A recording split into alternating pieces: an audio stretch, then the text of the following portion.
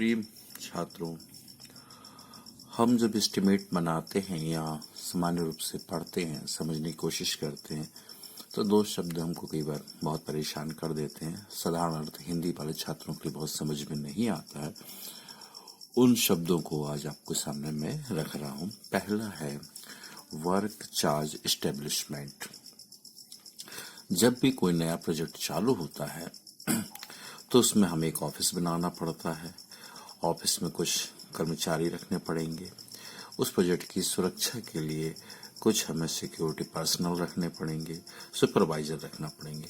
ये सारे लोग जब तक वो प्रोजेक्ट चलता है उसी समय तक रहते हैं। उसके बाद उनकी सेवाएं समाप्त भी की जा सकती है। ये टेम्परेरी बेसिस पे होता है। या दूसरे ढंग से कह सकते हैं वर्क चार्ज एस्टेब्लिशमेंट क्या होता है। ऐसे एम्प्लॉय होते हैं जो डायरेक्टली वर्क पे एम्प्लॉय किए जाते हैं काम पे, और उनका काम होता है जो भी स्पेसिफिक वर्क है उसको पूरा करना। बस इसका इतना ही मतलब है।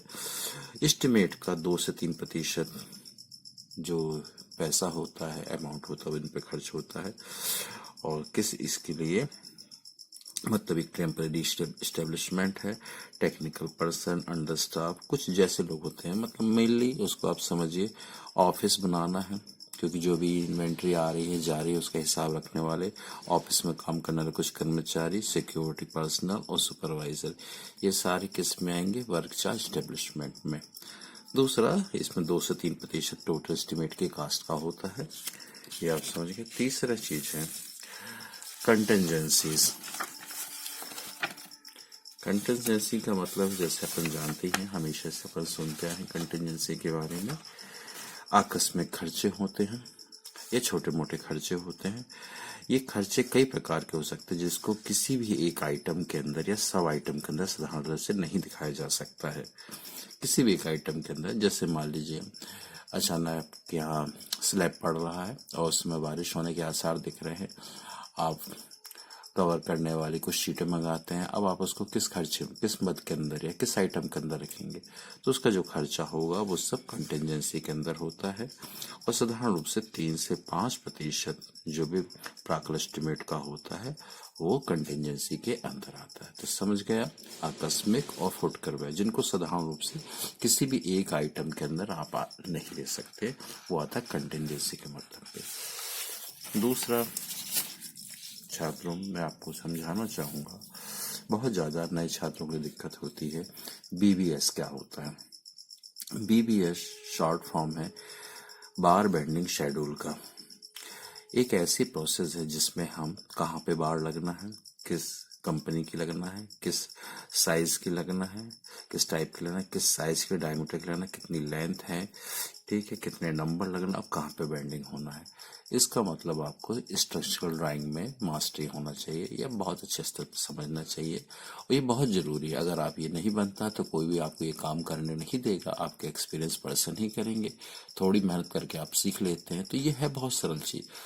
पर इसमें क्या है, कोई भी रॉड कितने डायमीटर की, कितनी लंबाई की है वो काटना है, और कहाँ कहाँ पे रॉड को मोड़ना है, तो उनकी एक्स्ट्रा लेंथ, लास्ट में रॉड को 2D 3D 4D कितना मोड़ना है उनके हिसाब से आप देखिए।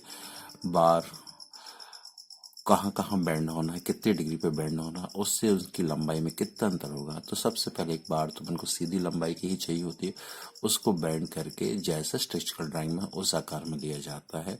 तो सबसे पहले हम किसी भी लोहार को, जो भी काम करता है लोहे का, उसको बताना पड़ता है कि इतनी इतनी मोटी रॉड इतनी लंबाई की काटिए। बाद में बैंड करने के बाद अगर आपने सही ढंग से कैलकुलेशन नहीं किया है तो आपके लिए बहुत समस्या हो सकती है। इसलिए बार बेंडिंग शेड्यूल अगर आप चलिए बनाते नहीं भी बन रहा है आपको, तो उसको अच्छे से अगर समझना जानते हैं तो आप साइड पे लोहार जो काम करने वाले उनको बता सकते हैं इतनी इतनी लंबाई की छड़े या बार आप काटिए, इतने नंबर की काटिए, क्योंकि उसके बाद ही लोहा बनने का काम शुरू होता है। ठीक है ना? कहाँ पे लगना है, किस कंपनी की हो रही है, किस साइज की हो रही है, किस डायमीटर की हो रही है, बार की लंबाई कितनी है, बार को कहाँ कहाँ से मोड़ना है। इंपॉर्टेंट पॉइंट इसके अपन देख लें, आप ड्राइंग से चेक कर सकते हैं इनको, ठीक है ना। कि सब कुछ सही तरीके से कट रहा है या बार की लंबाई सही ढंग से कट रही है या नहीं कट रही, उसको चेक कर सकते हैं। कॉन्ट्रैक्टर इसकी सहायता से ऑर्डर पेश कर सकता है। उसको मालूम है कितनी रॉडें लगना है, इतनी लंबाई की लगना है, तो उसका वो वेट कैलकुलेट करके उससे वो रॉडें मंगा सकता है। क्योंकि रॉड जो मंगाई जाती है, बार जो मंगाई जाती है, वेट के हिसाब से मंगाई जाती है, लेंथ के हिसाब से नहीं बनाई जाती है। इंजीनियर और सुपरवाइजर ये आसानी से बता सकते हैं किसकी सहायता से, बार बेंडिंग शेड्यूल एक टेबुलर फॉर्म होता है, बता सकते हैं कहाँ कहाँ की रॉड की लंबाई कितनी है और कहाँ कहाँ से उनको मोड़ना है। ठीक है ना। और ये आपके पास रहता है, इसकी लंबाई कैलकुलेशन पहले से रहती है, तो इंजीनियर इनकी सहायता से आसानी से बार की लंबाई उसको मालूम होती है, बार बेंडिंग शेड्यूल की सहायता से उसमें उसके डेंसिटी का मल्टीप्लाइड करके उसकी वजन निकाल सकता है, उसको एक्चुअल बिल जो पेमेंट के लिए देना है उसको प्लेस कर सकता है। तो इसमें डायमीटर, कितनी दूरी पे बार लगना है, लेंथ क्या है, कहाँ से बार काटी जाएगी और बार का शेप, ये सारी चीजें समझ गए आप। दो चीजें, बार बेंडिंग शेड्यूल बनाना एक अलग चीज है और बार बेंडिंग शेड्यूल को पढ़ना अलग चीज है। नए इंजीनियर्स के लिए बार बेंडिंग शेड्यूल पढ़ना ही बहुत बड़ी बात है, क्योंकि उससे वो साइट के इंचार्ज को बता सकते हैं कि कितनी कितनी छड़ें या रॉड कितनी लंबाई की काटना है पहले, फिर बाद में कितनी लंबाइयों को कहाँ रॉड को कहाँ कहाँ से मोड़ना है और कहाँ कहाँ से उनमें बेंड करना है, ये आसानी से बता सकते हैं। कॉन्ट्रैक्टर के पास मालूम होता है कि इस साइज की इतनी रॉडें लगना है, तो उसका वेट निकाल के उतना वेट ऑर्डर वो प्लेस कर सकता है। ठीक है, मेरे अंदाज से आज के लिए बस इतना ही। धन्यवाद।